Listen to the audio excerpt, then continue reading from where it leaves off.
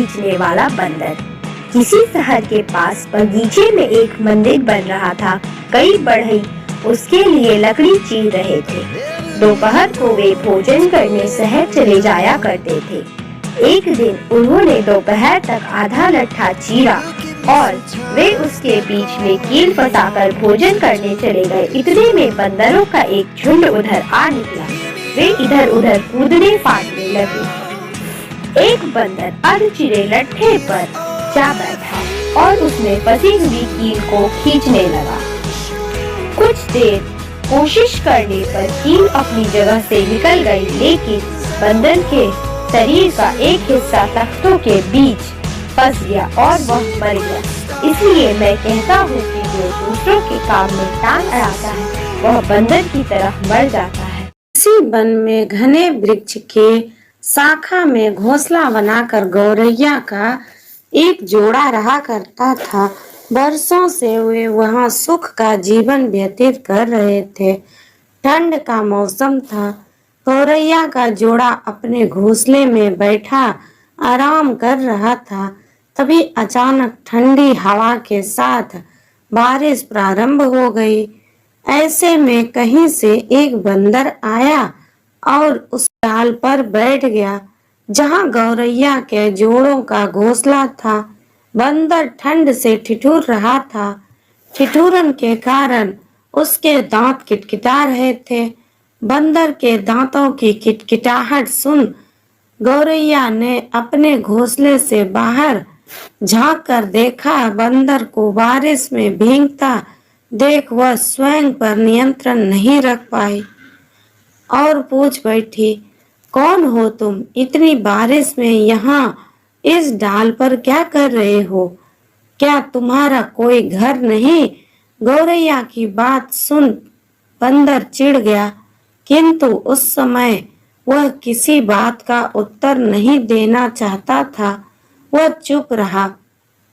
बंदर को चुप देखकर गौरैया का हौसला बढ़ गया और लगी वह अपनी सलाह देने। लगता है तुम्हारा कोई घर नहीं, तभी इस तरह बरसात में भीग रहे हो। तुम्हारा चेहरा तो मानव जैसा है, शरीर से भी हष्ट पुष्ट लगते हो। ऐसे में अपना घर बनाकर क्यों नहीं रहते? अपना घर ना बनाना मूर्खता है। उसका फल देखो, तुम बारिश में बैठे ठिठुर रहे हो और हमें देखो, हम सुख से अपने घोंसले में बैठे हैं। ये सुनना था कि बंदर क्रोध में आ गया। उसने गौरैया के घोंसले को तोड़ दिया।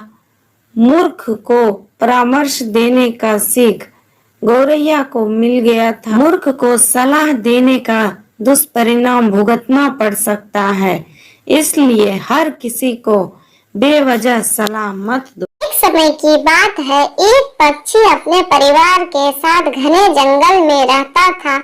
वह पक्षी बहुत चतुर और दयालु था और हमेशा दूसरों से नम्रता से बात करता था। सभी पशु पक्षी मिलजुल कर प्रेम और प्रसन्नता से रहते थे। एक दिन अचानक जंगल में आग लग गई। जानवर अपनी जान बचाने के लिए इधर उधर भाग रहे थे, क्योंकि आग तेजी से जंगल में फैल रही थी। सभी जानवरों ने जीवित रहने और स्थिति से लड़ने के तरीके खोजने के लिए पास की एक झाड़ी पर इकट्ठा होने का फैसला किया। हर कोई अलग अलग सुझाव लेकर आया, लेकिन दुर्भाग्य से सभी असहाय महसूस कर रहे थे। नन्ही चिड़िया भी सोच रही थी, लेकिन उसे दिमाग में कुछ भी नहीं आया, इसलिए वह बहुत दुखी थी। अचानक वह उड़ी और अपनी चोंच में थोड़ा पानी भर लिया और आग पर पानी छिड़कने से के लिए जंगल में चली गई। वह बार बार वही प्रक्रिया करती रही। एक हाथी ने छोटी चिड़िया को देखा और पूछा, तुम क्या कर रहे हो? क्या आपके घोंसले के अंदर कुछ बचा है? चिड़िया बोली, नहीं नहीं, मेरे घोंसले के अंदर तो कुछ भी नहीं है, लेकिन मुझे उस जंगल के डर जंगल से डर लग रहा है, जहाँ हम सब इतने लंबे समय तक रहे। जंगल हमारा घर है, जहाँ हमारे परिवार और दोस्त हैं। मैं इस जंगल को इस तरह से नहीं छोड़ सकता, इसलिए आग बुझाने की कोशिश कर रहा हूँ। हाथी आश्चर्यचकित हो गया और बोला, इतने थोड़े से पानी से आग नहीं बुझेगी। पक्षी ने कहा, मुझे पता है कि यह काम नहीं करेगा, लेकिन मैं कोशिश करना बंद नहीं कर सकता। छोटी सी नन्ही सी चिड़िया कोशिश को देखकर हाथी ने चिड़िया के साथ एकजुटता दिखाई और वही कवायद शुरू कर दी। हाथी ने अपनी सूंड में पानी भरकर आग पर छिड़का। उन दोनों ने जंगल के अन्य पक्षियों और जानवरों को प्रोत्साहित किया और सभी ने ऐसा ही करने लगा। नतीजा यह हुआ कि आग कम होने लगी। सभी जानवर यह देखकर खुश हुए और उस प्रयास को एकजुटता काम कर रही है। आखिरकार आग बुझ गई। सभी जानवर और पक्षी खुश हो गए और अपनी सफलता का जश्न मनाया।